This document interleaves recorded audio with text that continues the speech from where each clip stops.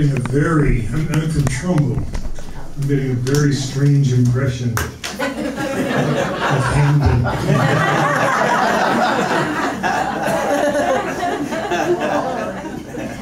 I'm very glad I'm not following the comedy. It's just very difficult for a poet to come up here and be serious and follow comedy. He feels he has to read, or she feels she has to read, all humorous poems. So I represent the serious element. I'm going to tell you a bit about Franz's poetry.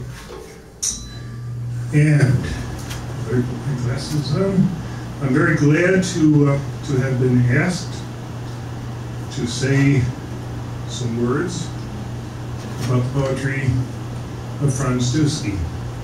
And how do I begin? The poems are exceptional, of course, and the poet is one of Connecticut and America's best poets. Reading through Franz's West of Midnight, one finds poem after poem of deep sympathy or grief or joy or humor or combinations of these elements.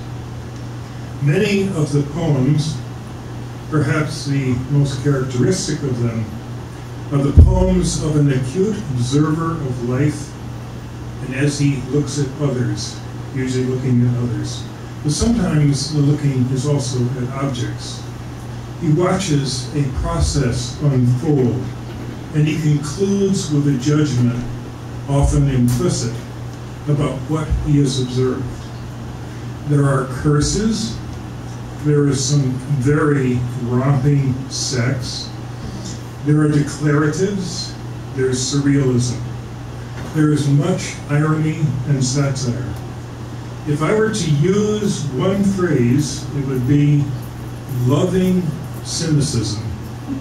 Cynicism done with sympathy toward others, but with an unblinking eye for faults and tragedies. So we have in his poetry victims, we have journeys into the inexplicable, up here, immense sky, down there, endless earth.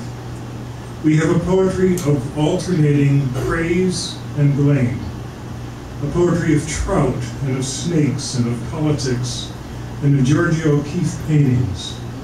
And we have many portraits of poets. Franz has a particular fondness for both praising and skewering other poets.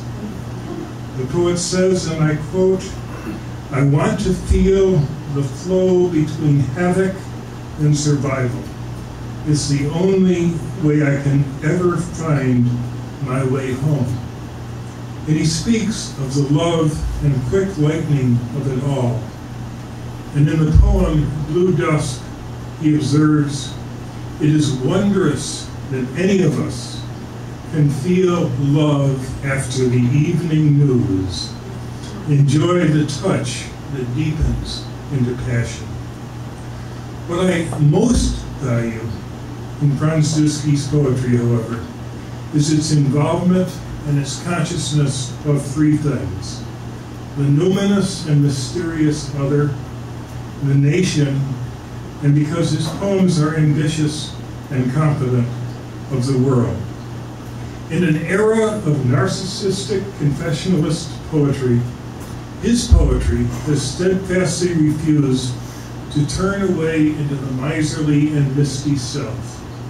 It is a poetry not of I, but of we and us, perhaps shown by a poem called Not How I Measure My Life, but How We Measure Our Lives. This is just one stanza from that poem. We measure our lives in reverse by the things we don't have, by the dreams turned up lost and never found, and by the children who mock us by growing up and leaving.